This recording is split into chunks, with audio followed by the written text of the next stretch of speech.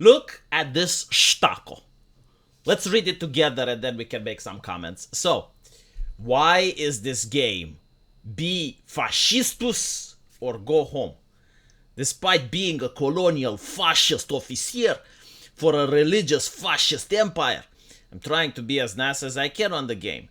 And the game punishes you with that a lot of negative narrative consequences.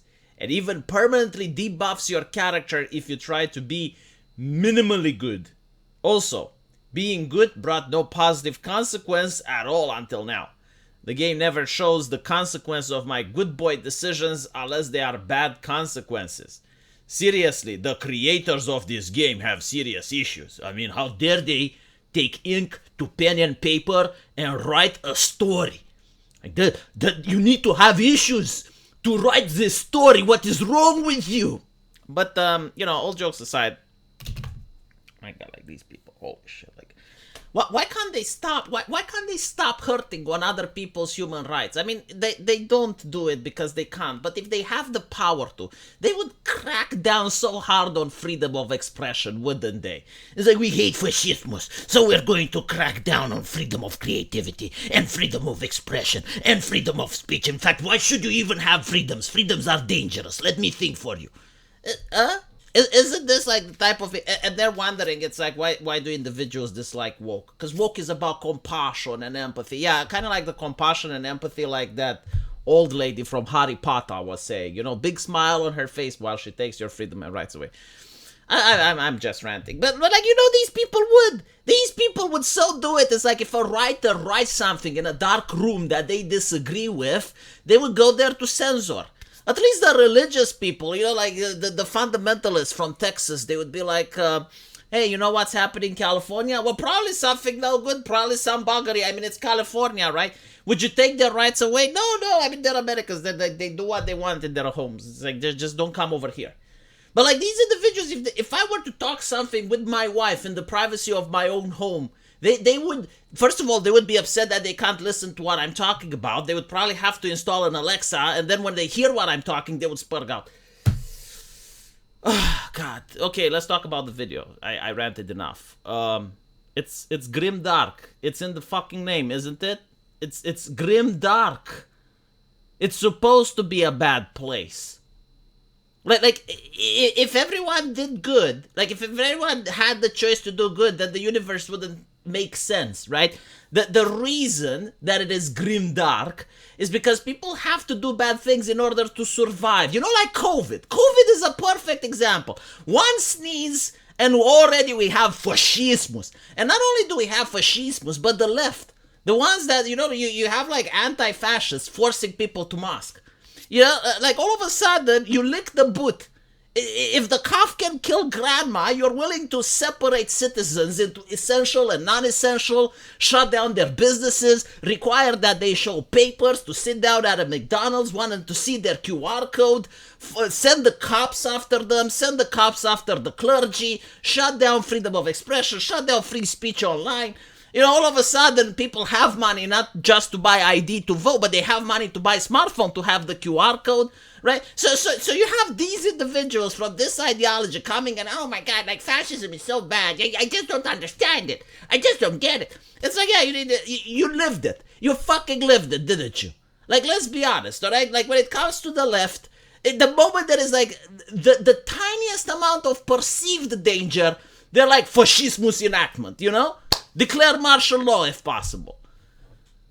So with that out of the way, right? Like when you have a pandemic, when you have the little sniffle in the real world, now imagine if you have like the forces of chaos and you got orcs and you got holy shit, these people, they wouldn't be okay with fascism. They would beg for it. They would crave for it. They need it in their fucking blood.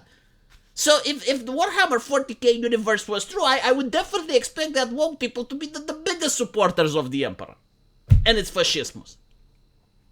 So this is what really triggers me, because like you have them talk against fascism. It's like, oh, I don't like fascism. But the moment like push comes to shove, they're begging for it, they're craving for it, and they're stuffing it up my ass. So that is like the one thing, like I don't believe they hate fascism. The second thing is like, yeah, in a universe like Warhammer 40k, fascism makes sense. Like without it, humanity dies, and there is no more story to tell. Like, they have to conscript people and send them on the battle lines. They have to force people to be religious because demons in this universe exist. So if you don't force people into this religious fascismus thing, you have chaos manifestations. They can destroy entire planets. Like, if you think COVID was a problem, like think a chaos invasion, like a Slaneshi cult, can destroy the entire planet. So, of course, it makes sense, right?